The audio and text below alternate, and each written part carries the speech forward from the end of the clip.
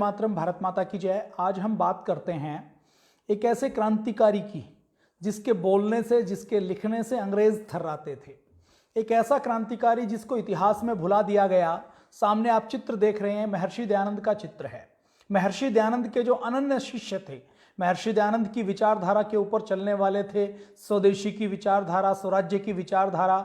आज यदि हम महर्षि दयानंद की बात करें तो इस देश को पाखंड से मुक्त करवाने में महर्षि दयानंद का बड़ा योगदान है।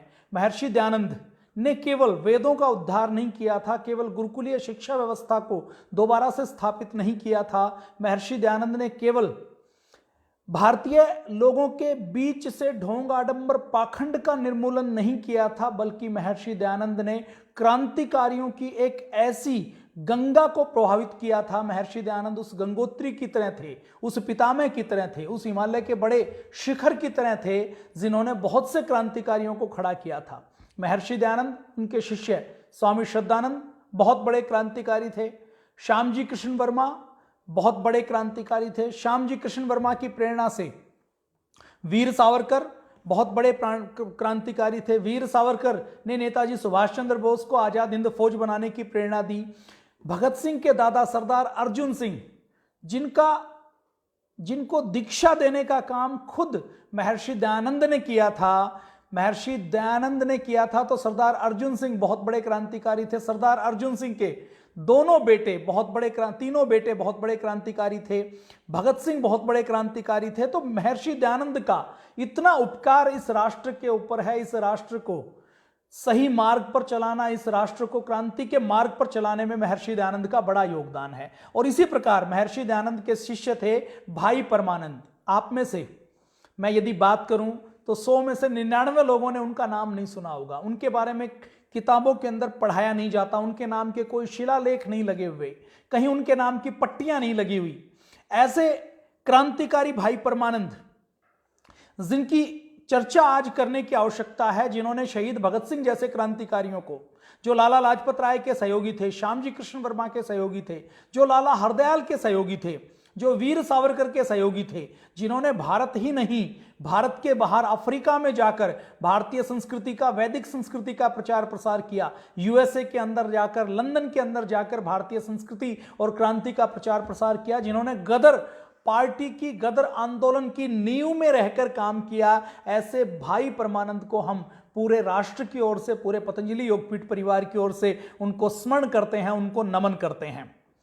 अंग्रेज भाई परमानंद जो लिखते थे, जो बोलते थे, उससे घबराते थे, उससे थर्राते थे। और भाई परमानंद जी के बारे में पंडित लेखराम जी, जो आर्य समाज के मूर्धन्य विद्वान हुए हैं, वो ये कहते थे कि ये जो भाई परमानंद हैं, इनके अंदर भय नाम की नस नहीं है। मतलब इनके मस्तिष्क में, इनकी साइकोलॉजी में ऐसा कुछ नहीं है कि ये डरें। ये कभी भी किसी भी भयानक से भयानक परिस्थिति में हार मानने वाले नहीं है, डरने वाले नहीं है। ऐसे भाई परमानंद को आज हम नमन करते हैं, उनको वंदन करते हैं। 4 नवंबर को उनकी जयंती है, उनकी पुण्यतिथि होती है, तो पूरा राष्ट्र उनको याद करे ना करे, उनके बारे में पुस्तक पढ़ाया नहीं जाता तो कोई बात नहीं, आज हम उनको नमन करेंगे, वंदन करेंगे। भाई परमानंद आर्य समाज के वैदिक धर्म के प्रचारक थे, साहित्यकार थे, साहित्य मनीषी थे, शिक्षाविद थे। अंग्रेज इतने घबराते थे कि उनकी पुस्तकों के ऊपर छपने से पहले बैन लगा देते थे, उनकी पुस्तकों के ऊपर बैन लगा देते थे। और कुछ पुस्तकों के ऊपर तो जो बैन लगाया गया वो आजादी के बाद भी चलता रहा। शहीद भगत सिंह को, सुखदेव को, पंडित राम प्रसाद बिस्मिल को, करतार सिंह सराबा जैसे युवाओं को प्रेरणा देने का काम भाई परमानंद ने किया था। भाई परमानंद जी ने उस समय 1901 के आसपास एमए की थी। आप समझ सकते हैं कि 1901 के आसपास, आज से 125 साल पहले, जब कोई 10वीं पास बहुत बिरला व्यक्ति करता था, 12वीं बिरला व्यक्ति पास करता था, ग्रेजुएट कोई बिरला व्यक्ति होता था, उस समय एमए पास की थी। एमए पास करके भाई परमानंद चाहते तो बहुत ऐशो आराम की जिंदगी जी सकते थे, लेकिन भाई परमानंद ने ऐशो आराम की जिंदगी को ठोकर मारकर देश की सेवा करने का मार्ग चुना।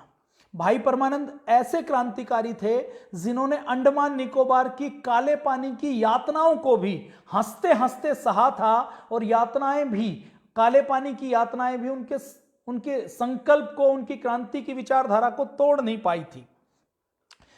भाई परमानंद की हम बात करें तो भाई परमानंद बहुत बड़े इतिहासकार और लेखक थे। भाई परमानंद ने बहुत सी पुस्तकें लिखी हैं भारत के युवाओं को जगाने के लिए, भारत के इतिहास के विषय में, यूरोप के इतिहास के विषय में, वीर बंदा बैरागी के विषय में, भारत के पंजाब के राजनीति, पंजाब के आंदोलन के विषय में, महाराष्ट्र के आंदोलन के विषय में, महाराष्ट्र के इतिहास के विषय में उन्होंने खूब पुस्तकें लिखी। और उन्होंने जो पुस्तकें लिखी वो पुस्तकें कोई जीविकोपार्जन के लिए, धन कमाने के लिए या केवल बुद्धि के लिए, अपना नाम करने के लिए नहीं लिखी, बल्कि उनका स्पष्ट उद्देश्य था कि हमें एक वैचारिक आंदोलन खड़ा करना है, हमें देश का और समाज का जागरण करना है, संस्कृति का जागरण करना है। ऐसे महानायक भाई परमानंद थे। भाई परमानंद को भाई उनके साथ टाइटल लगता था, उसकी भी हम बातचीत करेंगे। उनके जो जानने वाले लोग हैं वो उनको देवता तुल्य मानते थे। देवता तुल्य किस प्रकार से मानते थे कि उनकी पर्सनैलिटी ऐसी थी, उनकी शारीरिक मानसिक संरचना ऐसी थी कि वो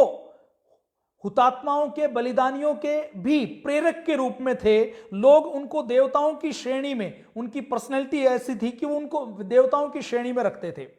स्वतंत्रता संग्राम के केवल सेनानी नहीं थे, बल्कि वो एक क्रांति दृष्टा थे, युग दृष्टा थे। वो अपने लक्ष्य की प्राप्ति के लिए शस्त्र और शास्त्र, कलम और पिस्तौल को कैसे प्रयोग किया जाए, इसका बहुत अच्छे से इस्तेमाल करना जानते थे। अपनी लक्ष्य की सिद्धि के लिए मन को, शरीर को, बुद्धि के उपयोग को किस प्रकार से हम करें, इसके बारे में बहुत अच्छे से भाई परमानंद जानते थे। भाई परमानंद को देवता क्यों कहा जाता था, देवता के तुल्य कैसे कहा जाता था? भाई परमानंद एक बार जब अफ्रीका में वैदिक धर्म के प्रचार प्रसार के लिए गए हुए थे, तो अफ्रीका में वैदिक धर्म के प्रचार प्रसार के लिए गए हुए थे, तो अफ्रीका के एक पिछड़े गांव में उन्होंने देखा कि एक छोटी सी बच्ची को शहद चुराने के आरोप में पेड़ से बांधा गया है और उसके पेड़ के चारों ओर लकड़ियां रख के उसको आग लगाने की तैयारी कुछ अफ्रीकन लोग कर रहे हैं। अब वो आग लगाने के लिए कुछ महिलाएं जो तैयारी कर रही हैं, वो घर के अंदर से दिया सिलाई लेने के लिए गई। भाई परमानंद ने जब देखा कि एक बच्ची रो रही है, पेड़ से इसको बांधा गया है, उसने बच्ची से बातचीत की, तो बच्ची ने कहा कि मैंने शहद चुराया है, मुझे भूख लगी थी तो शहद चोरी की मैंने, और शहद चोरी करने के कारण गांव की ये जो दबंग लेडीज हैं ये मुझे जलाना चाहती हैं। भाई परमानंद ने उस बच्ची को खोल दिया, खुद उनके स्थान पर बैठ गए। जब वो महिलाएं आई तो ये कहा कि इस बच्ची का दोष नहीं है, इस बच्ची का दोष मैंने अपने सिर के ऊपर ले लिया, जो तुम इसको सजा देना चाहती हो वो सजा तुम मुझे दे दो। भाई परमानंद का यह वाद विवाद चल रहा था कि उन अफ्रीका की हबसी बस्ती का कोई प्रमुख, वहां का जिम्मेदार व्यक्ति आया। उसने देखा कि ऐसे ऐसे ये भाई परमानंद के साथ महिलाएं लड़ाई कर रही हैं, तो उसने सारी बात का पता लगा तो उन्होंने भाई परमानंद को उन महिलाओं से छुड़वाया। उस समय भाई परमानंद के साथ विलियम नाम के एक ईसाई अंग्रेज होते थे, जो दक्षिण अफ्रीका में उनकी दोस्ती उनके साथ हो गई थी। तो वो विलियम, जो भाई परमानंद से थोड़े पीछे रह गए थे, वो उनके पास आए, और उनके पास आकर जब उन्होंने देखा कि ये वैदिक धर्म का प्रचारक, भारतीय संस्कृति का प्रचारक इतनी भावना रखता है, इतनी दयालुता रखता है कि एक बच्ची के जान बचाने के लिए खुद अपनी जान देने के लिए तैयार हो गए, तो भाई परमानंद का ऐसा प्रभाव था कि वो विलियम जो ईसाई था, उसने वैदिक धर्म की शिक्षा ली, वैदिक धर्म की दीक्षा ली, और वो कट्टर आर्य समाजी बन गया। तो ऐसा व्यक्तित्व तो भाई परमानंद का था। तो भाई परमानंद के जानने वाले सारे लोग उनको देवता तुल्य कहते थे। भाई परमानंद 1947 तक जीवित रहे। भाई परमानंद की योग्यता ऐसी थी कि वो चाहते तो भाई परमानंद जैसे व्यक्तित्व तो देश का नेतृत्व कर सकते थे, देश को नई दिशा दिखा सकते थे। ये भाई परमानंद की हम जीवनी की बात करेंगे। सामान्य परिवार में भाई परमानंद का जन्म हुआ, लेकिन जो उनका कुल, वंश और खानदान था वो कितना ऊंचा था। आपने पंजाब में गुरु परंपरा की बात सुनी होगी। गुरु तेग बहादुर, सिखों के गुरु तेग बहादुर का नाम आपने सुना होगा। वो जब गद्दी के ऊपर बैठे तो बाबा परागा के पोते भाई मतीदास जी को उन्होंने दीवान नियुक्त किया। भाई मतीदास जी को उन्होंने अपना दीवान नियुक्त किया, और धर्म की रक्षा के लिए गुरु तेग बहादुर जी ने जब बलिदान दिया तो उससे भी 4 दिन पहले उनके दीवान भाई मतीदास जी के शरीर को आरे से चीर दिया गया था, धर्म ना बदलने के लिए। लेकिन भाई मतीदास इतने दृढ़ थे कि गुरु तेग बहादुर जी के साथ चलते चलते उन्होंने अपने संकल्प को डिगने नहीं दिया, हंसते हंसते अपने आप को बलिदान कर दिया, और उसके बाद गुरु तेग बहादुर जी का बलिदान हो गया। गुरु तेग बहादुर जी के बाद गुरु गोविंद सिंह जी गद्दी के ऊपर आसीन हुए, और आनंदपुर में उनकी सिख संगत की सारी सभा थी, उस सभा में उन्होंने कहा कि ब्राह्मण वंश में भाई मतीदास जी के वंश का कोई व्यक्ति यदि यहां पर है तो मैं उसको, वो सामने आ जाए, मैं उसको अपना दीवान बनाऊंगा, क्योंकि उनके गुरुदेव के भी जो दीवान थे वो मतीदास जी के वंश, मतीदास जी थे। उनकी घोषणा सुन के गुरु, उनके वंश के गुरुबख्श सिंह जी उनके पास आए। गुरु गोविंद सिंह जी ने उन्हें अपना मंत्री नियुक्त किया और अपने गले से लगाकर कहा कि इनका और हमारा रक्त इस धरती पर मिलकर गिरा है, इसलिए यह हमारे भाई हैं, सगे भाई से भी बड़े भाई हैं। और उसके बाद भाई परमानंद जी के परिवार में भाई मतीदास जी से लेकर ये लगातार भाई गुरबख्श सिंह जी से लेकर लगातार ये परंपरा चल गई कि उनके नाम के आगे भाई लगाया जाता था। भाई का मतलब पंजाब में भाई जिनके सामने लगाया जाता है, इसका मतलब जिन्होंने अपना सर्वोच्च बलिदान देश की रक्षा के लिए, समाज की रक्षा के लिए दिया। क्रांतिकारियों की जब हम बात करते हैं तो एक गुमनाम क्रांतिकारी की और बात आती है, भाई बाल मुकुंद जी। भाई माल मुकुंद जी भी क्रांतिकारी परिवार से, क्रांतिकारियों के वंशज थे। उन्होंने भी अपना सर्वोच्च बलिदान भारत माता की सेवा के लिए, भारत माता की स्वतंत्रता के लिए किया था। भाई बाल मुकुंद जी के विषय में भी किसी ना किसी एपिसोड में हम चर्चा करेंगे। आज हम चर्चा कर रहे हैं भाई परमानंद जी के विषय में। तो उसी खानदान में भाई परमानंद जी का जन्म हुआ। 4 नवंबर 1876 को करियाला में भाई ताराचंद जी के घर भाई परमानंद जी का जन्म हुआ। इनकी माता जी का नाम मथुरा देवी था। भाई जी थोड़े से बड़े हुए तो चकवाल के स्कूल में पढ़ाई हुई। 14 साल के थे तो माता जी का देहांत हो गया। बचपन से ही बहुत प्रतिभाशाली थे, खेल में भी आगे रहते थे, पढ़ाई में भी आगे रहते थे, अपनी कक्षा का नेतृत्व करते थे और प्रतिभा बहुत अच्छी थी, तो सारे शिक्षक उनका बहुत सम्मान करते थे। और पंजाब में उन दिनों आर्य समाज का बहुत प्रभाव था। भाई जी भी आर्य समाज के साथ जुड़ गए। आर्य समाज की क्रांतिकारी विचारधारा से, आर्य समाज के जो वैज्ञानिक दृष्टिकोण है उससे भाई जी बचपन से ही जुड़ गए। स्कूल में अध्ययन करते रहते, सत्यार्थ प्रकाश पढ़ते रहते, पंडित लेखराम जी के लेखों को पढ़ते थे, बहुत रुचि लेते थे। पंडित लेखराम जी को आपने नहीं पढ़ा हो तो जरूर पढ़िएगा, बहुत अच्छे विद्वान रहे हैं और उनकी लेखनी ने बहुत सारे विषयों को छुआ है। मिडिल की परीक्षा पास करने के बाद डीएवी स्कूल में आ गए। डीएवी स्कूल में पढ़ने के बाद धार्मिक ग्रंथों की भी शिक्षा दीक्षा ली, देश व समाज के बारे में जानकारी ली, भारत की गुलामी के बारे में उनको आर्य समाज से जानकारी मिली, तो वो कट्टर आर्य समाजी बन गए और उन्होंने संकल्प ले लिया कि देश के लिए बड़ा काम करना है। मैट्रिक की परीक्षा पास की तो उनके मन में संकल्प हुआ कि अब मुझे देश और समाज के लिए अपना जीवन देना है, तो वो वैदिक मिशनरी बनने की भावना से वैदिक मिशनरी बन गए। मैट्रिक के बाद कुछ समय तक प्राइमरी स्कूल में मुख्य अध्यापक के रूप में रहे। उसके बाद डीएवी स्कूल से जुड़ गए और डीएवी स्कूल से जुड़कर डीएवी के मुख्य अध्यापक बन गए। उसके बाद उन्होंने 1902 में पंजाब विश्वविद्यालय से एमए की परीक्षा पास की। अब 1902 में कितने लोग एमए की परीक्षा पास करते होंगे? और जो लोग एमए की परीक्षा पास करते थे, जिनके पास भाई परमानंद जैसा मस्तिष्क था, उनको अंग्रेजों की सरकार हाथों हाथ हजारों रुपए की नौकरी के ऊपर, सैकड़ों रुपए की नौकरी और सुविधाओं के ऊपर रखते थे।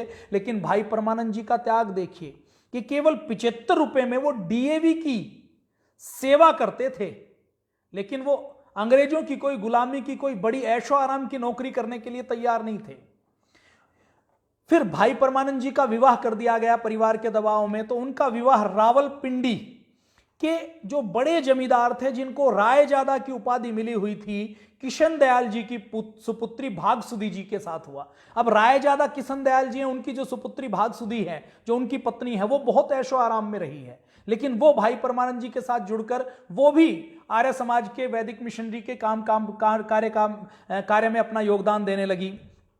भाई जी डीएवी में इतिहास तो पढ़ाते थे, इतिहास पढ़ाने के साथ साथ वो पूरे भारत में भ्रमण करके आर्य समाज का संदेश देते थे, गुलामी से कैसे मुक्ति प्राप्त कर सकते हैं इसका संदेश देते थे। तो भाई परमानंद जी की जीवनी का एक एक हिस्सा बहुत चिंतन करने लायक है, बहुत मनन करने लायक है। इस बीच दक्षिण अफ्रीका से यह डिमांड आई, पूर्वी अफ्रीका से, कि किसी अच्छे भजनोपदेशक को यहां पर भेजना है, आर्य समाज के प्रचारक को यहां पर भेजना है। तो भाई जी को डीएवी की ओर से, आर्य समाज की संस्थाओं की ओर से वहां पर प्रचार करने के लिए भेजा गया। और भारतीय संस्कृति के प्रति भाई जी की जो रुचि थी, उस रुचि के लिए विशेष रूप से महात्मा हंसराज जी ने उनको चुना और अक्टूबर 1905 में वो अफ्रीका में गए। अफ्रीका में जाने के बाद मैंने एक घटना का आपके सामने चर्चा की। उस घटना से वो अफ्रीका के लोगों के साथ उन्होंने बहुत गहरा जुड़ाव किया। जब वो डरबन में गए तो डरबन में उनकी गांधी जी से भेंट हुई, और गांधी जी से जब उनकी भेंट हुई तो भाई परमानंद जी का कद कितना ऊंचा है आप अंदाजा लगा लीजिए कि भाई परमानंद जी उस समय सोशल कामों में बहुत आगे हैं। गांधी जी ने अभी सोशल काम करने शुरू नहीं किए हैं, वो दक्षिण अफ्रीका तो गए हुए हैं, लेकिन दक्षिण अफ्रीका में अभी गांधी जी नहीं बने हैं। मोहनदास करमचंद समझ रहे हैं देश को, समाज को, सेवा को, और भाई परमानंद उसमें कई कदम आगे हैं। तो भाई परमानंद जब डरपन में जाते हैं तो गांधी जी उनका सामान जबरदस्ती उनके हाथ से उठाकर स्टेशन से घर तक लेकर जाते हैं, अपने सिर के ऊपर उठाकर। ऐसे भाई परमानंद जी थे। भाई परमानंद जी फिर मई 1906 में अफ्रीका के बाद फिर वो मोम्बासा में जाते हैं, उसके बाद नैरोबी में जाते हैं, अफ्रीका में रहते हैं। अपने ओजस्वी भाषणों से धार्मिक राष्ट्रीयता का, धार्मिकता का प्रचार करते हैं, आर्य समाज का प्रचार करते हैं। लोगों के मन में भेदभाव को हटाकर कैसे हम एक ईश्वर की आराधना कर सकते हैं, उसके बारे में वो अपना भाषण देते हैं। उनका भाषण सुनने के लिए केवल भारतीय नहीं आते, अफ्रीका में भाषण सुनने के लिए भारतीयों के साथ साथ अंग्रेज भी पर्याप्त संख्या में आते थे।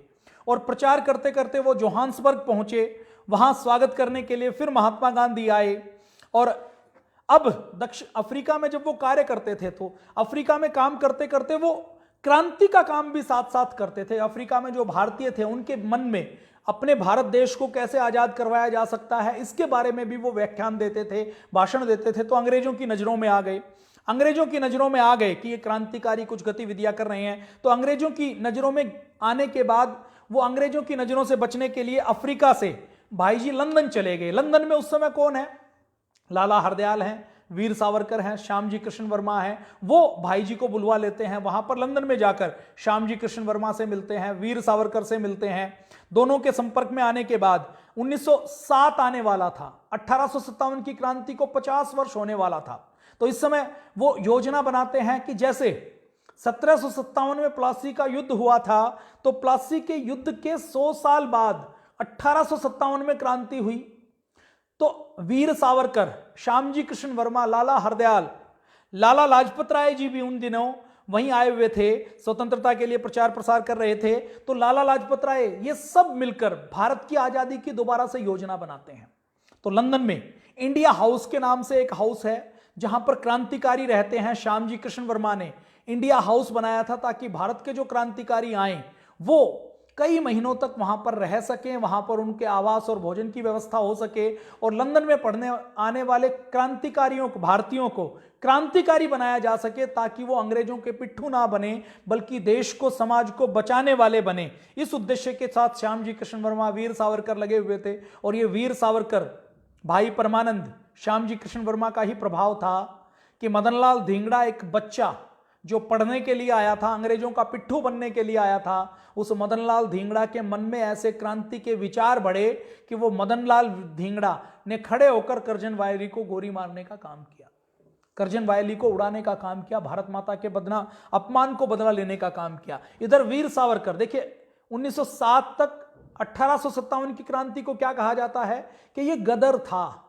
ये सिपाही विद्रोह था, ये कुछ खास चीज नहीं थी, ये तो ऐसे ही थोड़े से सिरफिरे लोगों ने हुड़दंग मचाया था, ये गदर था। तो वीर सावरकर अपनी लेखनी से 1857 की क्रांति को, 1857 को जिसको अंग्रेज गदर कहते थे, उसको क्रांति सिद्ध करने का काम किया था।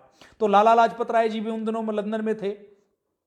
भाई जी लंदन पहुंचे और लंदन में सबने मिलकर होम रूल लीग की स्थापना की। होम रूल लीग का उद्देश्य था कि हमें संपूर्ण स्वतंत्रता प्राप्त करनी है।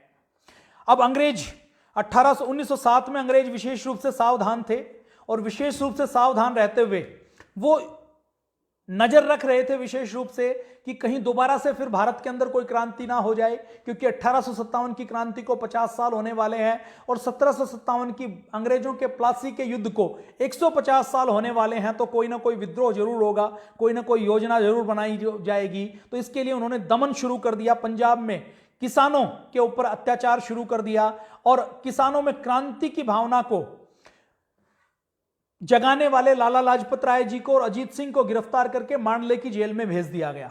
लंदन में 1907 में 1857 की क्रांति के 50 वर्ष बाद एक सभा हुई।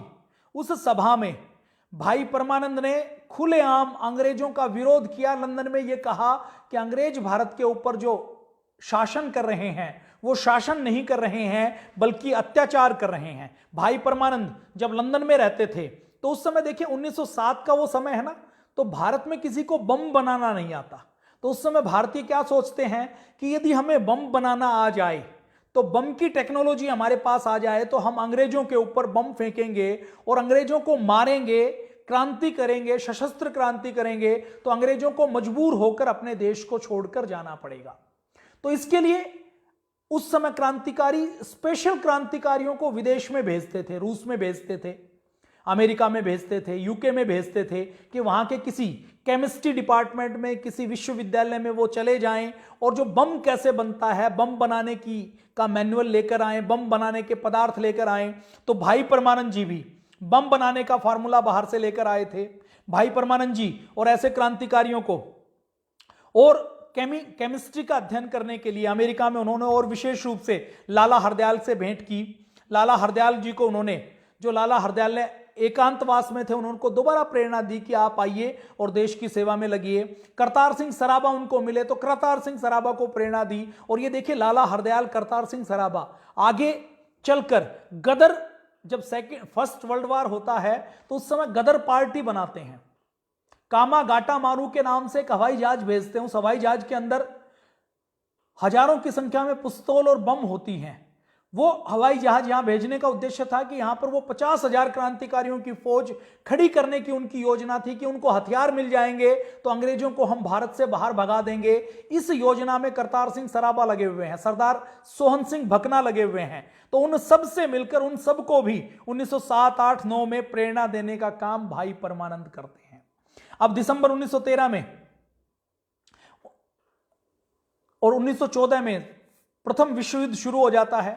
भाई परमानंद और गदर पार्टी के क्रांतिकारी बैठक बुलाते हैं। इस बैठक में करतार सिंह सराबा होते हैं, रास बिहारी बोस होते हैं, सचिंद्रनाथ सान्याल होते हैं, गणेश पिंगले होते हैं। ये क्रांतिकारी भारत को आजाद करने के लिए 1857 के जैसी क्रांति करते हैं और फिर तय करते हैं कि 21 फरवरी 1915 में एक अलग अलग स्थानों पर हम एक साथ विद्रोह करेंगे और विद्रोह करके सारे अंग्रेजों को बंधक बना लेंगे और भारत को आजाद करवा लेंगे। उन्होंने ऐसी योजना बनाई थी कि 1857 की तरह ही हम जितने अंग्रेजों के कैंटोनमेंट हैं, जैसे वाराणसी में, इलाहाबाद में, लखनऊ में, कागरा में, कानपुर में, लाहौर में, फिरोजपुर में, इन छावनियों में इन्होंने संपर्क कर लिया, भारतीय सैनिकों को तैयार कर लिया कि हम 21 फरवरी 1915 को एक साथ कार्रवाई करेंगे और हम अंग्रेजों को एक साथ दबोच लेंगे और अपने भारत को आजाद करवा लेंगे।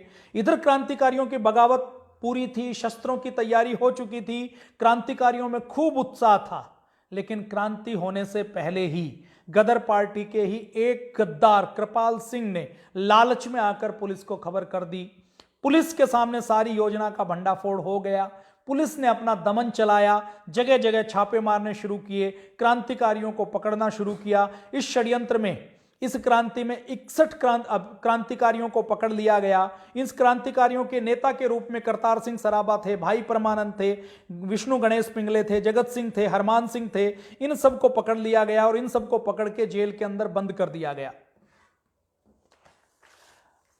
अब जेल के अंदर बंद करने के बाद अंग्रेजों ने ऐसे ही सुनवाई का नाटक किया और नाटक करने के बाद अंग्रेजों ने भाई परमानंद के साथ 24 लोगों को फांसी की सजा सुना दी। 15 नवंबर 2015 को फिर दोबारा जब लोगों ने अपना विरोध दर्ज किया कि इस प्रकार से नाटक करके ऐसे 24 क्रांतिकारियों को आप फांसी नहीं दे सकते, तो 17 व्यक्तियों की फांसी की सजा को माफ कर दिया गया और भाई परमानंद की फांसी की सजा को माफ करके आजीवन कारावास, काले पानी की सजा दे दी गई। काले पानी के कारावास, काले पानी के बारे में हमने कई बार चर्चा की है वीर सावरकर की जीवनी में कि काले पानी को अंग्रेजों ने अंडमान निकोबार के ऊपर इसलिए बनाया था, वहां पर सेल्युलर जेल बनाई थी ताकि ऐसे क्रांतिकारी जो ब्रिटिश साम्राज्य के लिए खतरा हो, उनको यहां से, भारत से निकालकर उनको काले पानी की जेल में बंद कर देते थे। और काले पानी की जेल में किसी को एक बार भेज दिया जाता था तो वह जीते जी वापस नहीं आ पाता था। काले पानी की जेल के चारों ओर हजारों किलोमीटर तक केवल समुद्र था और उस समुद्र में कोई कूदकर जंगली जानवरों का भोजन बन सकता था लेकिन उस जेल को तोड़कर बाहर नहीं आ सकता था। काले पानी की जेल से मेनलैंड भारत से कोई संपर्क नहीं होता था। काले पानी में कोई परिजन मिलने के लिए नहीं जा सकता था और काले पानी के अंदर कोई कानून व्यवस्था नाम की चीज नहीं होती थी। वहां पर जो कैदी जाते थे उन कैदियों को अपने हाथ से नारियल की गिरी से कोल्लू के बैल की तरह जुतकर तेल निकालना पड़ता था, नारियल की रस्सियां बनानी पड़ती थी, हाथों की उंगलियों से खून निकलने लगता था, हथकड़ी बेड़ी लगाकर छत से लटका दिया जाता था, दीवार से बांध कर दिया जाता था, कई कई दिन तक क्रांतिकारियों को खड़े रखा जाता था, पीने के लिए पानी नहीं मिलता था, नहाने के लिए पानी नहीं मिलता था, समुद्र का खाना पानी पीने के लिए दिया जाता था, खाने के लिए रोटी नहीं मिलती थी, केवल चावल का मांड दे दिया जाता था। बुखार के अंदर भी अंग्रेजों के उस समय का जेलर कोड़े मारता था और कोड़े मारकर उनको मजबूर करता था कि चाहे तो मर जाओ लेकिन इस काले पानी की सजा से बाहर नहीं निकल पाएंगे। और काले पानी में जब कोई कैदी मर जाता था तो मरने के बाद उसको वहीं काले पानी के समुद्र में फेंक दिया जाता था, कोई सुनवाई उसकी होती नहीं थी। तो भाई परमानंद को काले पानी की सजा दी गई। काले पानी की सजा में देखिए जो जितने भी खतरनाक डकैत होते थे, खतरनाक से खतरनाक अपराधी होते थे, काले पानी की सजा के नाम से थर थर कांपते थे। काले पानी की सजा के नाम से उनको यह लगता था कि हमारी चाहे जान ले लो लेकिन हमें अंडमान की काले पानी में मत भेजो। और काले पानी में जिनको भेजा जाता था 2, 4, 10 दिन बाद, 1 महीने बाद उनकी हिम्मत ऐसी टूटती थी कि काले पानी के अंदर वो रोज के कष्टों को, यातनाओं को सहन नहीं कर पाते थे और जैसे ही मौका मिलता था वो समुद्र के अंदर छलांग लगा देते थे या अपने कपड़ों की रस्सी बनाकर फांसी खा लेते थे। उस काले पानी की सजा को भी भाई परमानंद ने हंसते हंसते झेला। उस काले पानी की सजा, वो काले पानी की सजा भी भाई परमानंद को विचलित नहीं कर पाई। अमानवीय अत्याचार होते थे, अत्याचारों को सहन करते थे और इधर उनकी धर्मपत्नी, भाई परमानंद तो जेल में है, उनकी धर्मपत्नी भाग्यसुधी जो रायजादे जमींदार की बेटी है, उनका पूरा सामान अंग्रेजों ने जब्त कर लिया। क्योंकि उस समय कानून होता था कि किसी क्रांतिकारी को जब के ऊपर कोई दंड साबित हो जाता था तो उस क्रांतिकारी के पूरे परिवार की संपत्ति को जब्त कर लिया जाता था, मकान को नीलाम कर दिया जाता था। मकान को नीलाम करने के साथ साथ जितने गहने, जितना धन होता था उसको जब्त कर लेते थे और उसके साथ साथ उनकी पत्नी के चूल्हे और चूल्हे के बर्तनों को भी जब्त कर लिया गया। तो उस भाई परमानंद की पत्नी भाग्यसुधी, उनको घर से निकाल दिया गया। किसी विद्यालय में उन्होंने 20-30 रुपए महीने की नौकरी की। उनको ऐसे घर में रहना पड़ा जहां पर हवा नहीं आती थी, जहां पर धूप नहीं आती थी। ऐसे घर में रहते हुए भाई परमानंद के 2 संतान थी, एक बेटा और एक बेटी। उस एक बेटे और एक बेटी को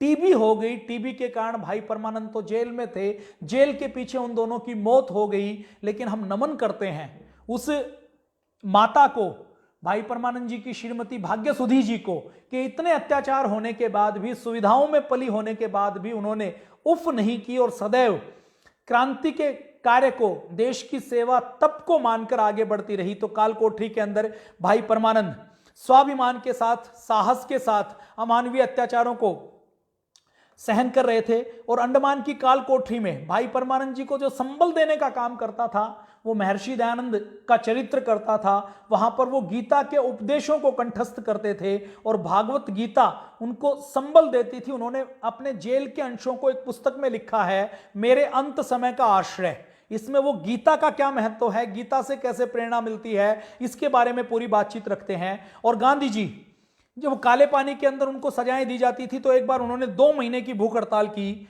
और गांधी जी तब तक गांधी जी अफ्रीका से वापस आ चुके हैं, कांग्रेस के बड़े नेता बन चुके हैं। गांधी जी को जब पता लगता है तो नवंबर 1919 में यंग इंडिया में वो लेख लिखते हैं, अंग्रेजों की खूब भर्त्सना करते हैं और भाई जी की रिहाई की मांग करते हैं। तो गांधी जी की अपील पर 20 अप्रैल 1920 को भाई जी को काले पानी की जेल से मुक्त कर दिया गया।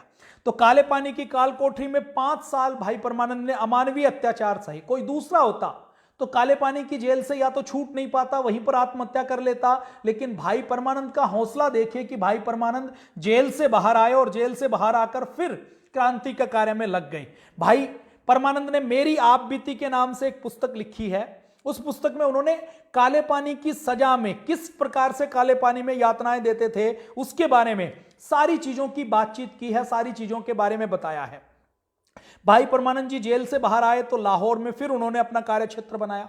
लाला लाजपत राय उनके अनन्य मित्र हैं। अब हम बात करें 1920 की। अब देखिए 1920 से पहले क्या होता है, 1919 में जलियांवाला कांड होता है। 1919 में ही जलियांवाला कांड के बाद गांधी जी का आंदोलन चल रहा है।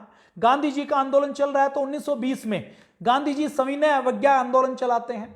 वो आंदोलन चलाते हैं तो गांधी जी विद्यार्थियों से आह्वान करते हैं कि अंग्रेजों के स्कूल छोड़ दो, कॉलेज छोड़ दो, आंदोलन करने के लिए निकल आओ। तो शहीद भगत सिंह, राजगुरु सुखदेव, भगवती चरण वोहरा, पंडित राम प्रसाद बिस्मिल, ये अपनी कॉलेज की, अंग्रेजों की कॉलेज की पढ़ाई को ठोकर मार देते हैं और वो कहते हैं कि अंग्रेजों के कॉलेज में हमें नहीं पढ़ना, हमें अंग्रेजों की डिग्री नहीं लेनी। क्यों नहीं लेनी? क्योंकि हमें अंग्रेजों की नौकरी नहीं करनी, हमें जो पढ़ाई करनी है वो पढ़ाई करनी है जो हमारे ज्ञान को बढ़ाने का काम करे। तो भगत सिंह जैसे हजारों क्रांतिकारी अंग्रेजों के कॉलेजों को छोड़ देते हैं और क्रांति के काम में लग जाते हैं। अब होता क्या है कि 1922 में चोरा चोरी की घटना होती है। गांधी जी अपना आंदोलन वापस ले लेते हैं। अब ये जो जिन युवाओं ने कॉलेज की पढ़ाई को छोड़ा था कि हम देश की क्रांति के काम में आंदोलन करेंगे, वो एकदम उदास हो जाते हैं कि अब हम क्या करें, गांधी जी ने तो आंदोलन वापस ले लिया। तो वो सब उदास और हताश हो जाते हैं। तो उस समय बड़े लीडर हैं लाला लाजपत राय, लाल बाल पाल, लाला लाजपत राय, बाल गंगाधर तिलक और विपिन चंद्र पाल। इनके बारे में ये कहा जाता है कि गर्म दल के नेता थे। ये अंग्रेजों को भारत के पीट कर बाहर निकालने के हिमायती नेता थे, इस उद्देश्य के नेता थे। तो भाई परमानंद लाला लाजपत राय मिलते हैं और लाहौर के अंदर नेशनल कॉलेज की स्थापना करते हैं, राष्ट्रीय विद्यापीठ की स्थापना करते हैं। उसके अंदर भगत सिंह पढ़ते हैं, सुखदेव पढ़ते हैं, भगवती चरण वोहरा पढ़ते हैं, ये सारे क्रांतिकारी वहां पर पढ़ते हैं। और उस कॉलेज में देखिए कोई डिग्री नहीं मिलती थी, उस कॉलेज में ज्ञान मिलता था। तो भाई परमानंद लाला लाजपत राय उस कॉलेज में युवाओं को सशस्त्र क्रांति के लिए तैयार करते थे। युवाओं को उस समय देखिए 1920, 21, 22 में रूस के अंदर क्रांति हो चुकी थी, आयरलैंड के अंदर क्रांति हो चुकी थी, दुनिया के कई देशों के अंदर क्रांतिकारी गतिविधियां चल रही थी। तो आजादी का महत्व क्या है, ये पढ़ाने का, ये बताने का काम भाई परमानंद लाला लाजपत राय, शहीद भगत सिंह, राजगुरु सुखदेव जैसे लोगों को तैयार करने के लिए कर रहे हैं। और उसी समय भाई परमानंद वीर बंदा बैरागी के नाम से एक पुस्तक लिखते हैं। भाई परमानंद का उस समय मानना होता है कि जब तक हम अपने देश के युवाओं को अपने देश के आदर्शों के बारे में नहीं बताएंगे, क्रांतिकारियों के बारे में नहीं बताएंगे, कुर्बानियों के बारे में और बलिदान के बारे में नहीं बताएंगे, हमारा देश कभी भी खड़ा नहीं हो सकता, हमारा देश कभी भी हमारे महापुरुषों का भारत नहीं बन सकता। तो इसके लिए वो लगातार लेख लिखते हैं, लगातार भाषण देते हैं, लगातार युवाओं को तैयार करते हैं, लगातार पुस्तकें लिखते हैं। तो बंदा बैरागी के ऊपर पुस्तक लिखते हैं। बंदा बैरागी के रूप में हमने बंदा बैरागी जी का बलिदान कितना है उसके बारे में हमने बातचीत की थी कि किस प्रकार से बंदा बैरागी मुगलों की, विदेशी आतताइयों की ईंट से ईंट बजाकर खालसा साम्राज्य की स्थापना करते हैं, किस प्रकार गुरु गोविंद सिंह जी के एक आह्वान पर अपने तप और साधना के मार्ग को ठोकर मारकर तलवार उठा लेते हैं, गुरुजी के साहिबजादों की हत्या का बदला लेते हैं, नवाब वजीर खान को मौत की सजा देते हैं, उसको मौत की सजा देते हैं। और उसके बाद जब दिल्ली की गद्दी हिल जाती है तो उनको धोखे से गिरफ्तार किया जाता है। गिरफ्तार करने के बाद उनकी बोटी बोटी नोची जाती है, लेकिन फिर भी वो डिगते नहीं है। एक बहुत बड़ा उदाहरण वो प्रस्तुत करते हैं कि अपने आदर्शों के लिए कैसे मरा जाता है। ऐसे बंदा बैरागी के बारे में उस समय जब कोई नहीं जानता तो उस समय भाई परमानंद उनके बारे में पुस्तक लिखते हैं और उस पुस्तक से युवाओं को प्रेरणा देते हैं। रूस आयरलैंड की क्रांति हो चुकी है। अब भाई परमानंद फिर अपनी पत्नी से मिलते हैं। पत्नी जो केवल कुछ रुपयों के वेतन के लिए बहुत कष्ट में जीवन व्यतीत कर रही है, उनको अपने साथ जोड़ते हैं। और भाई परमानंद फिर शहीद भगत सिंह जैसे क्रांतिकारियों को तैयार करने में लग जाते हैं। अब बीच में भाई परमानंद जी क्योंकि इंग्लैंड में रहे हैं, भाई परमानंद अफ्रीका में रहे हैं, तो इंग्लैंड में रहते हुए भाई परमानंद क्या देखते हैं कि इंग्लैंड के लोग अपने महापुरुषों को बहुत सम्मान देते हैं, अपने इतिहास से बहुत प्रेरणा लेते हैं। तो भाई परमानंद उस समय के नेता स्वामी श्रद्धानंद जी को एक चिट्ठी लिखते हैं और वो कहते हैं कि जो इंग्लैंड के जितने अंग्रेज हैं ये अपने शहीदों से, क्रांतिकारियों से, महापुरुषों से प्रेरणा लेते हैं, उनको आदर्श मानते हैं, इतिहास से प्रेरणा लेते हैं। हमारे यहाँ हमारा महाराष्ट्र, हमारा राजस्थान, इसका इतिहास इसका जो कण-कण का इतिहास है वो रक्त से सींचा हुआ इतिहास है, जो गौरवपूर्ण इतिहास है। लेकिन हम अपने इतिहास की प्रेरणा ना तो खुद लेते हैं ना हमारी पीढ़ी को देते हैं। तो दुखी होकर वो स्वामी श्रद्धानंद जी को पत्र लिखते हैं। स्वामी श्रद्धानंद जी उस पत्र को अपने समाचार पत्र में छापते हैं और स्वामी श्रद्धानंद और भाई परमानंद दोनों मिलकर निर्णय लेते हैं। ये सोचते हैं कि हमें अपने आने वाली पीढ़ी को अपने बलिदानियों के बारे में, महापुरुषों के बारे में बताना है, और जो पीढ़ी अपने बलिदान के बारे में, अपने महापुरुषों के बारे में नहीं जानेगी, वो पीढ़ी कभी भी गुलाम, कभी भी आजाद नहीं हो सकती। आजाद हो गई तो आजादी को बरकरार नहीं रख पाएगी। तो भाई परमानंद इस काम में लगते हैं, और इस काम में लगते हुए देखिए, आज हम इजराइल की बात करें तो इजराइल में मेरे अभी एक मित्र हैं जो इजराइल में गए, तो वो बताते हैं कि इजराइल के अंदर जहां पर जर्मनी में जैसे यहूदियों को मारा गया था वैसे ही होलोकास्ट किया गया था। उस होलोकास्ट के म्यूजियम को दोबारा से रिक्रिएशन करके उसके म्यूजियम के रूप में इजराइल में बनाए गए हैं। और कोई भी यहूदी बच्चा दुनिया के किसी भी देश में जन्म लेता है तो जन्म लेते ही उस यहूदी बच्चे को, जैसे ही वो 18 साल का होता है, तो 18 साल का होने के बाद इजराइल की सरकार से उसको फ्री में टिकट मिलती है और पासपोर्ट मिलती है, और उसको वो म्यूजियम दिखाया जाता है कि तुम्हारे पूर्वजों ने कैसे बलिदान दिया है और आज ये देश कैसे खड़ा हुआ है। चीन अपने नई पीढ़ी के बच्चों को 5वीं छठी में जब होते हैं तो अपने माता पिता के साथ वहां पर जाते हैं जहां पर जापानियों ने उनके ऊपर अत्याचार किए थे। उन अत्याचारों की कहानियों को बताते हैं, विदेशी आक्रमण के बारे में बताते हैं, और बताते हैं कि आजादी की कीमत कितनी है और आजादी किस प्रकार से ली गई है, और इस आजादी की रक्षा के लिए भविष्य में तुम्हें यदि बलिदान देना पड़े तो अपना बलिदान देने के लिए पीछे मत हटना। ऐसा सारे देश करते हैं। भाई परमानंद दुखी होते हैं कि अपने देश में कोई बताने वाला नहीं है, कोई प्रेरणा देने वाला नहीं है। तो स्वामी श्रद्धानंद गुरुकुल कांगड़ी के माध्यम से नई पीढ़ी के जागरण का काम करते हैं, समाचार पत्र निकालते हैं, पुस्तकें प्रकाशित करते हैं, और ऐसे ही भाई परमानंद भी इस सारे काम में लगे हुए हैं। इन सारे चीजों को में लगकर नए नए पुस्तकों का प्रकाशन करते हैं। मेरी आप बीती के नाम से, मेरा अंतिम आश्रय के नाम से, हिंदू संगठन के नाम से, यूरोप के इतिहास के नाम से, पंजाब के इतिहास के नाम से, स्वराज्य संग्राम के नाम से, और अर्लीस्ट अटेम्प्ट टू इंडिपेंडेंस के नाम से, वीर बंदा बैरागी के नाम से वो बहुत सी पुस्तकों की रचना करते हैं ताकि नई पीढ़ी को प्रेरणा मिल सके।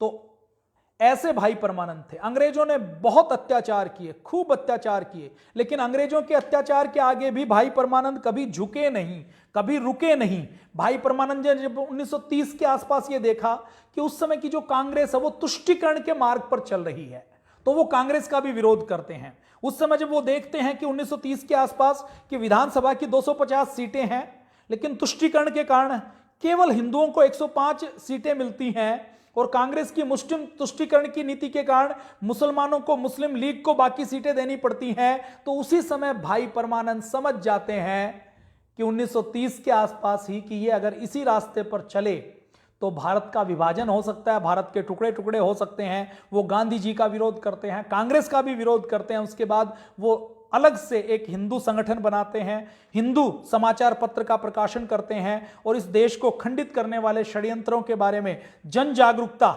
फैलाने का प्रयास करते हैं। 1930 में ही घोषणा कर देते हैं कि ये जो लोग हैं जिनकी निष्ठा इस भारत की भूमि में नहीं है, वो भारत का विभाजन करवा सकते हैं, वो पाकिस्तान बना सकते हैं। भाई परमानंद क्योंकि अंडमान के काले पानी की जेल में से बाहर आए थे, 1928 के बाद लाला लाजपत राय जी के जाने के बाद कांग्रेस के नेता उनके पास पहुंचते हैं कि आपने काले पानी की सजा काटी है, आप बहुत पढ़े लिखे हो, आपने कई देशों में प्रचार प्रसार किया है, तो आप कांग्रेस के अध्यक्ष बन जाओ।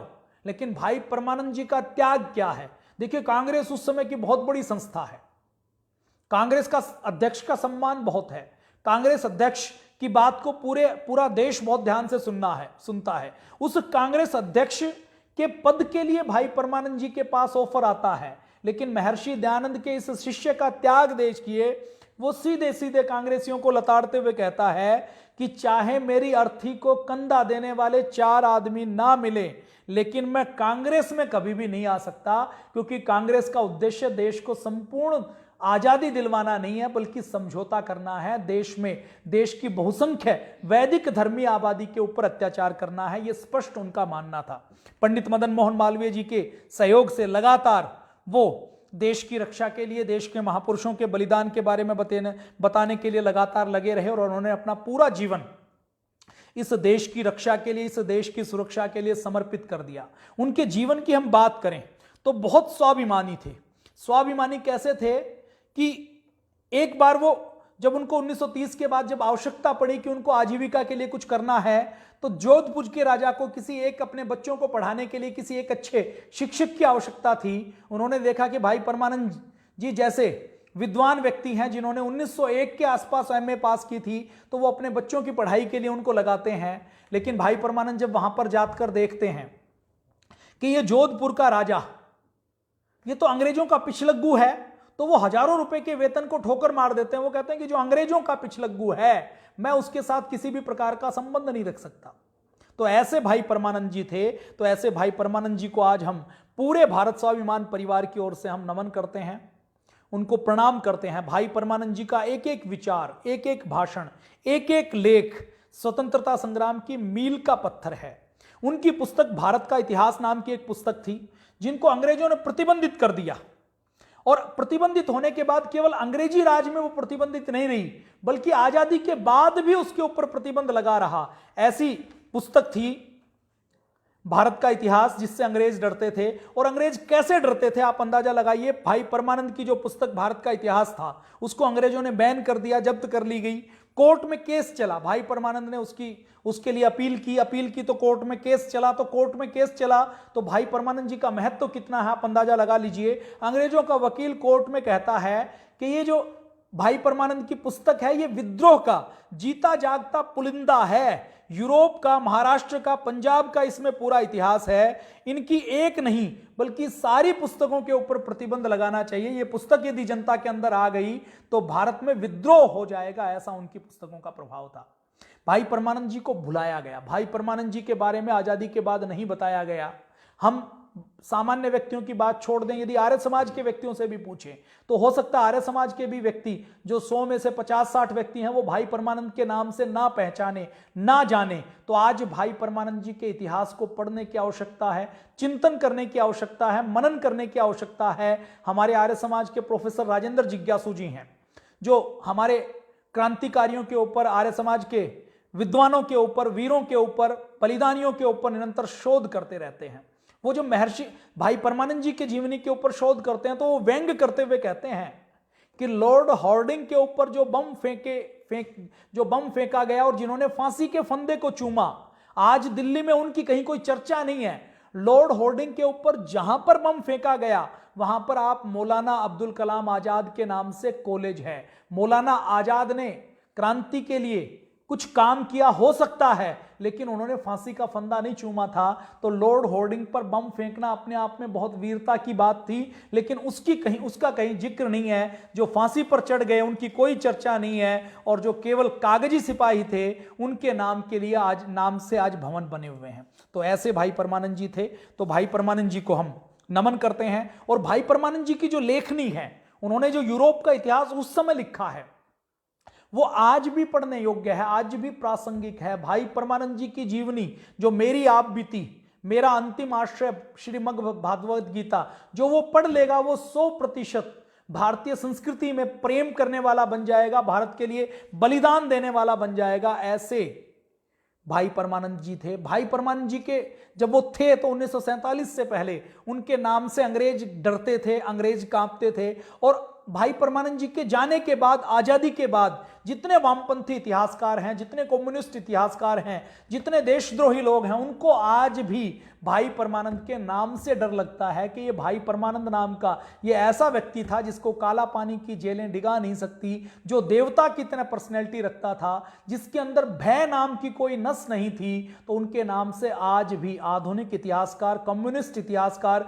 डरते हैं कि भाई परमानंद जी को यदि देश के लोगों ने जान लिया, भाई परमानंद जी का बंदा बैरागी पढ़ लिया, भाई परमानंद जी के विचार और लेख पढ़ लिए, तो आज भी लोग कहीं भगत सिंह, सुखदेव ना बन जाए, आज भी पंडित राम प्रसाद बिस्मिल ना बन जाए। तो ऐसे भाई परमानंद जी को हम पतंजलि योगपीठ परिवार की ओर से बहुत हृदय से नमन करते हैं, वंदन करते हैं, उनको प्रणाम करते हैं। और हमारे वैदिक चैनल के ऊपर परम पूज्य स्वामी जी महाराज श्रद्धेय आचार्य जी की कृपा से भाई परमानंद जी जो शिक्षा देना चाहते थे, महर्षि दयानंद जो शिक्षा देना चाहते थे, स्वामी श्रद्धानंद जी का जो उद्देश्य था कि हमें भारत को ऐसा भारत बनाना है, भारत को ऋषियों का भारत बनाना है, भारत को क्रांतिकारियों का भारत बनाना है, तो उसके लिए लगातार जो हमारे क्रांतिकारी काम कर रहे थे, उसी क्रांतिकारियों के काम को आगे बढ़ाने का काम पतंजलि योगपीठ कर रहा है।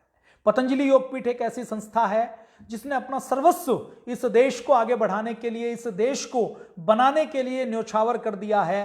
पतंजलि योगपीठ में पूज्य स्वामी जी महाराज और श्रद्धेय आचार्य जी की प्रेरणा से हजारों सेवा के काम चल रहे हैं, और उन्हीं सेवा के कामों में से एक काम है वैदिक संस्कृति को, हमारे वेद को, दर्शन को, गीता को, उपनिषद को, हमारे शास्त्रों को घर घर तक पहुंचाना। इसके लिए विशेष रूप से एक वैदिक चैनल बनाया गया है। इस वैदिक चैनल का यही उद्देश्य है, इस वैदिक चैनल का यही कार्य है कि देश के लोगों को घर बैठे गीता पढ़ने का अवसर मिले। आप कल्पना कीजिए, अंडमान निकोबार की काल कोठरी, जहां से जीवित वापस नहीं आ सकते, जहां कोई सुनवाई नहीं, जहां खाने के लिए कुछ नहीं, जहां पीने के लिए कुछ नहीं, एक छोटी सी कोठरी, किसी दूसरे व्यक्ति का चेहरा दिखाई नहीं दे, कोड़ों की मार पड़ती है, हर कोड़े के साथ चमड़ी उधड़ जाती है, बाहर निकले तो जंगली जानवर खा लेंगे, और बाहर निकले तो जो आदिवासियों की बस्ती है उसमें तीर से वो मारकर जान से मार डालेंगे।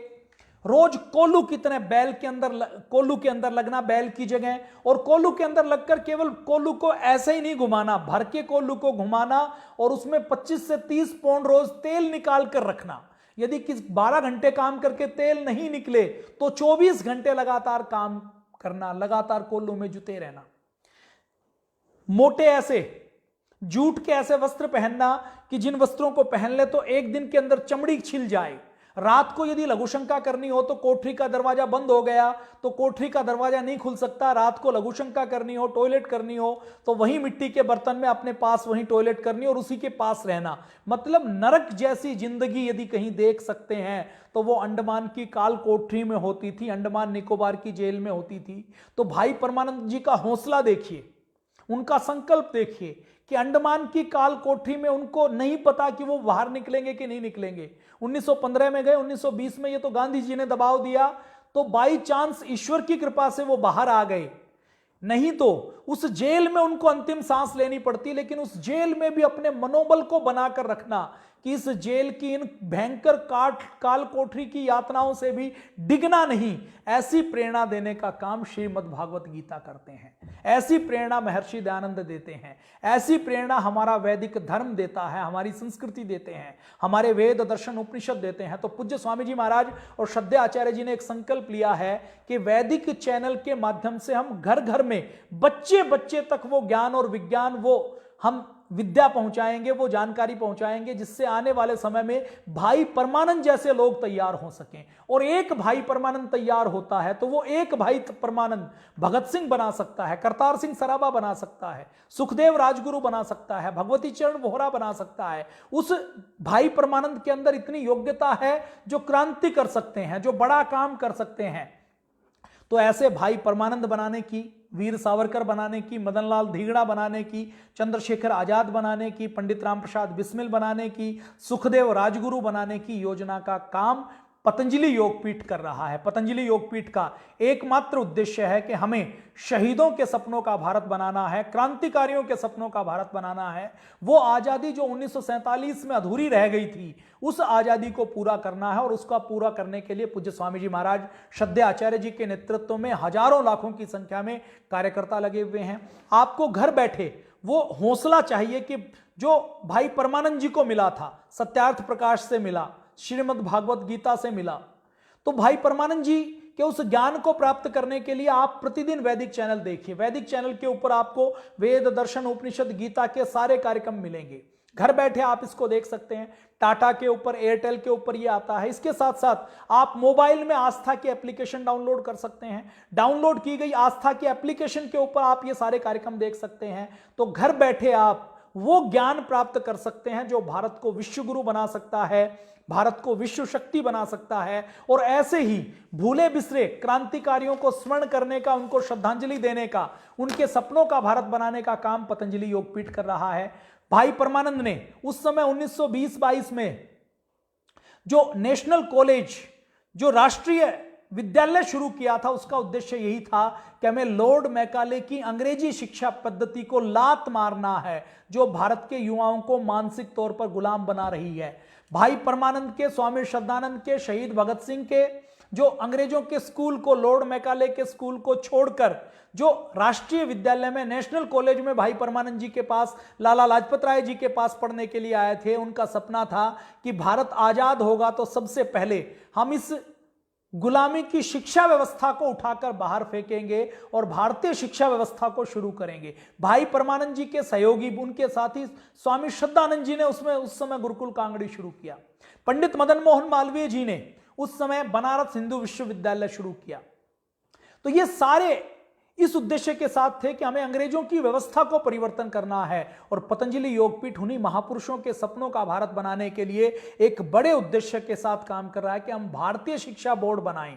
उस बोर्ड से जब कोई बच्चा पढ़कर निकलेगा तो उसके मन में गौरव की भावना होगी, उसके मन में गुलामी की भावना नहीं होगी। वो अपने बाप दादा को, अपने पूर्वजों को, भारत को गुलामों का, अनपढ़ों का, गंवारों का देश नहीं समझेगा। वो ये समझेगा कि भारत पुराने जमाने में विश्व गुरु था, हमने पूरी दुनिया को ज्ञान विज्ञान दिया है, तो मेरी रगों के अंदर भी भगवान राम का, योगेश्वर श्री कृष्ण का खून है, और मैं खुद महान हूं, मैं अपने देश को, अपने समाज को महान बनाने का काम करूंगा। इन बड़े उद्देश्यों के साथ पतंजलि योगपीठ लग रहा है। तो आज हमने भाई परमानंद जी को श्रद्धांजलि दी। आप गूगल जरूर कीजिएगा, भाई परमानंद जी के बारे में जानिएगा, और आपको ठीक लगे तो इस भाई परमानंद जी की बात को आज बच्चे बच्चे तक पहुंचाने की आवश्यकता है। तो इस वीडियो को आप शेयर कर सकते हैं। ऐसे ही शहीदों के बारे में, महापुरुषों के बारे में, क्रांतिकारियों के बारे में जानने के लिए राकेश भारत के नाम से फेसबुक पेज है, इसको आप फॉलो कर सकते हैं, लाइक कर सकते हैं, ताकि ऐसे ही क्रांतिकारियों की बात आपको मिलती रहे। और यूट्यूब पर परम पूज्य स्वामी जी महाराज श्रद्धेय आचार्य जी के नाम से, स्वामी रामदेव जी के नाम से, आचार्य बालकृष्ण जी के नाम से यूट्यूब के ऊपर चैनल है। उन चैनल्स को आप सब्सक्राइब कर दीजिए, तो आपको सारी जानकारी यहां पर मिलती रहेगी। और इसके साथ साथ